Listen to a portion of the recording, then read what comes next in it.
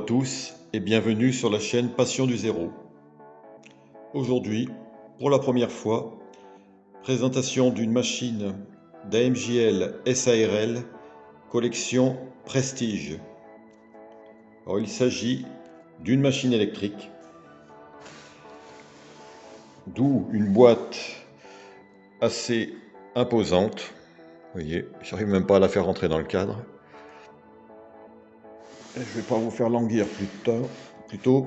Voilà, il s'agit de la CC 7134 en version V1E. Alors ces machines ont fait partie d'un programme initié par AMJL SARL en 2012-2013. Et la livraison est intervenue entre février et mai 2017. Donc vous voyez que c'est un programme qui a été assez long. Elles étaient vendues à l'époque au prix de souscription de 3 190 € et à un prix de clôture de 3 580 €. Alors, ces machines étaient livrées en analogique et il y avait possibilité d'installer un décodeur ESU qui pouvait être fourni par REE. La sonorisation était alors identique au modèle HO de cette marque, mais il y avait d'autres possibilités comme Miniature Passion, l'atelier Michel Hugon, CDF Informatique ou Train Modélisme. Pour ma part, cette machine que j'ai achetée en seconde main dans un célèbre magasin parisien n'est pas digitalisée à ce jour. Alors le rayon de circulation conseillé pour cette machine est de 2 mètres. Cependant, sa construction lui permet de passer sur des aiguilles Peco qui, comme vous le savez, ont un rayon de courbure de 1,80 m. Là, je parle pour les machines jupées comme celle-ci. Les machines déjupées, elles peuvent accepter des courbes de rayon plus faibles. Alors voilà cette belle CC 7134. Là, on montre d'un cran. C'est vraiment une très belle machine. Très bien détaillée. Comme vous pouvez le voir, les bogies sont superbes. Alors bien sûr, comme toutes les autres machines AMJL, c'est un modèle entièrement en laiton.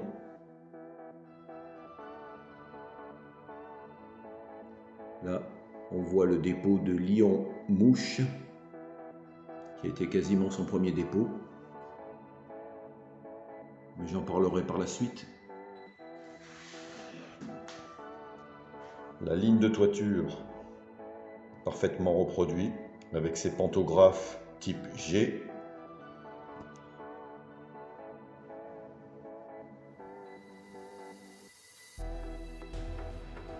Les avertisseurs.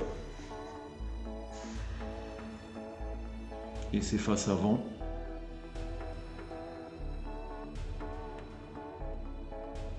Qu'on verra mieux après, peut-être sur le module.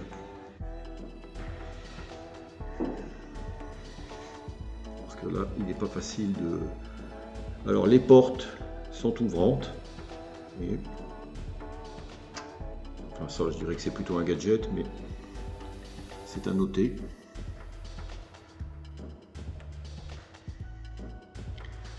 Alors, celle-ci a été construite par les ateliers FIV Lille, au Havre. Elle a fait partie d'une première sous-série.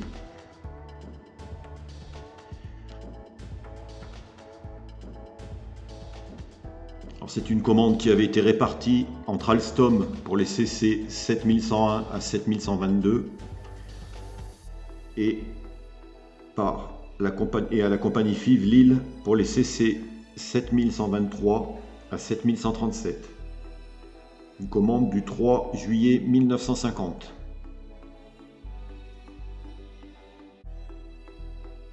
Puis une seconde commande a été lancée le 3 juillet 1951 pour les CC 7138 à 7143.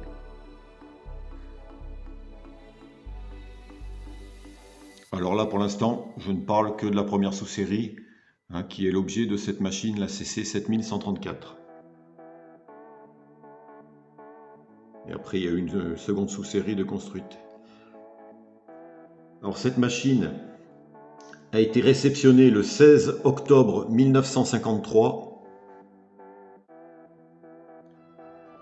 Elle a été mise en service au dépôt de Paris-Lyon le 25 octobre 1953.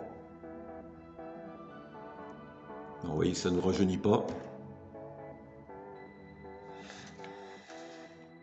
Ensuite, elle a été transférée au dépôt de Lyon-Mouche le 26 octobre 1953, puis au dépôt de Villeneuve-Saint-Georges le 1er juillet 1961, ensuite au dépôt de Chambéry en Savoie le 28 septembre 1969, avant de finir sa carrière au dépôt d'Avignon où elle a été affectée le 27 septembre 1978.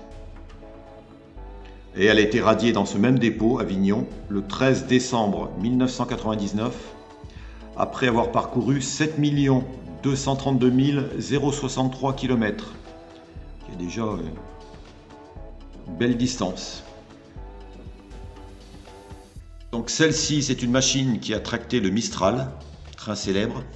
D'ailleurs, AMJL, dans sa boîte, livre avec la plaque Mistral à rajouter. Alors, si vous la mettez à l'endroit, ça serait mieux. Voilà.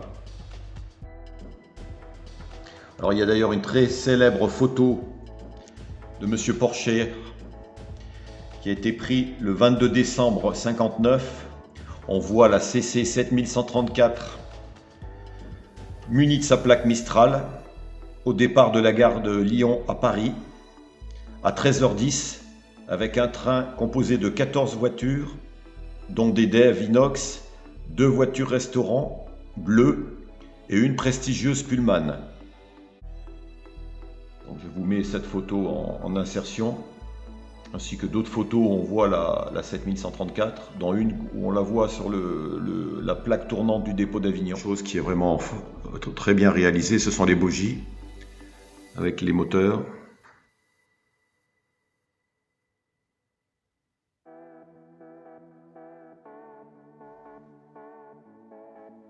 Vraiment une belle machine.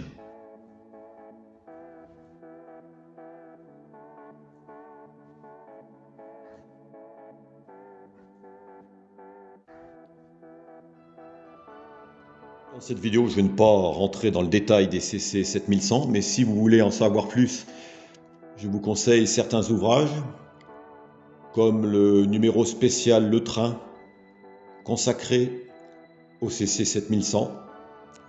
Il parle des 2 prototypes, les CC 7001 et 7002, puis les CC de la première sous-série 7101 et 7158, et ainsi que les CC 20002 et les engins dérivés à l'export. C'est un numéro de Jean-Marc Dupuis, que l'on trouve d'occasion, je ne sais pas s'il est encore disponible sur le site du train, à voir.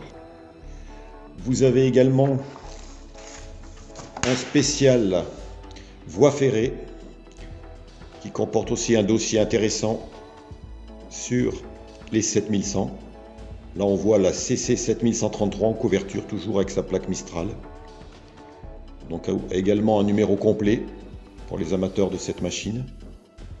Et dernièrement, il y a aussi un Ferrovissime spécial CC 7100. C'est le numéro 67 de janvier-février 2014.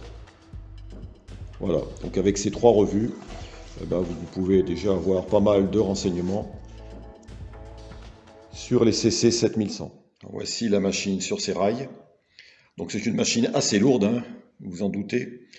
Déjà en réalité, elle pèse 107 tonnes pour une longueur hors tampon de 18 mètres 922, une largeur de 2,968 mètres et une hauteur tampon baissé de 4 mètres 218. Donc c'était des machines assez puissantes pour l'époque. 4200 chevaux et même 4750 chevaux sous 1500 volts.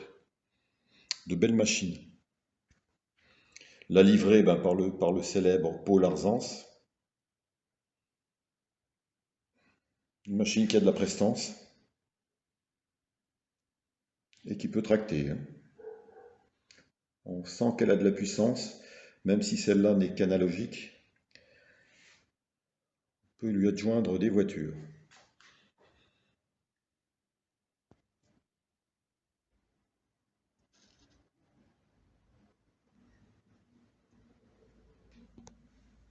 On voit que tous les détails ont été vraiment bien reproduits.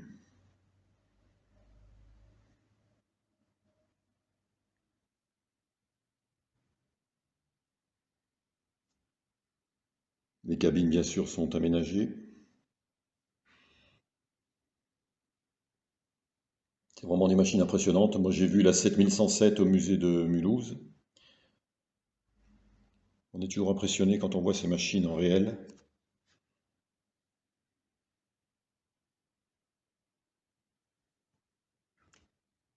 C'est dommage qu'elles aient fini leur carrière pour les trains de marchandises. C'est l'évolution qui veut ça. Alors, je vous mettrai sur la vidéo donc le nombre de versions reproduites par AMJL, ainsi que les différentes versions. Alors bien sûr, elles sont surtout connues pour les deux records de vitesse.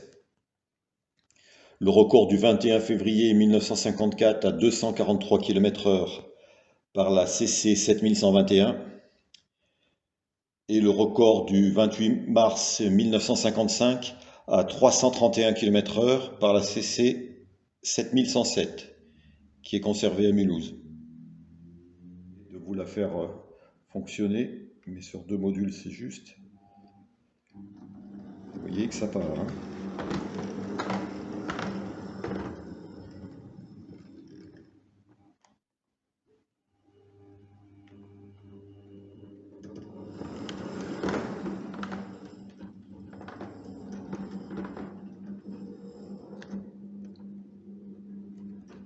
C'est sûr qu'en digital, elle doit avoir un très bon ralenti, comme toutes les machines, hein. Parce que déjà là en analogique, on arrive à avoir quelque chose de correct.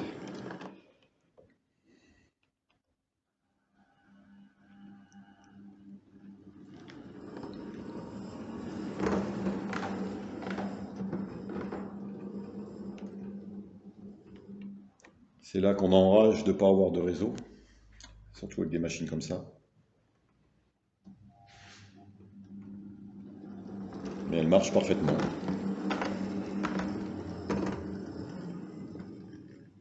Et malgré son âge, elle est en parfait état. Rien ne manque.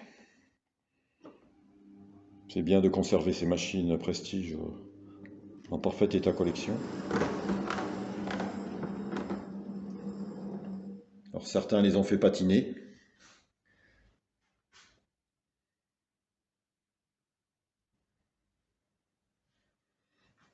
Et ce sont, on peut dire, de véritables œuvres d'art. Surtout quand on voit fabriquer tout ça en laiton. Les teintes sont vraiment bien reproduites. Je pense qu'avec le décodeur RE, ça doit rendre super bien.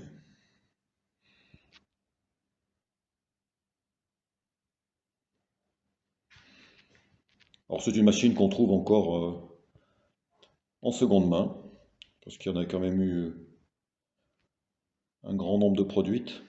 Mais celle-ci, par exemple, la 7134, je crois qu'il n'y en a eu que 6 exemplaires de produites au total.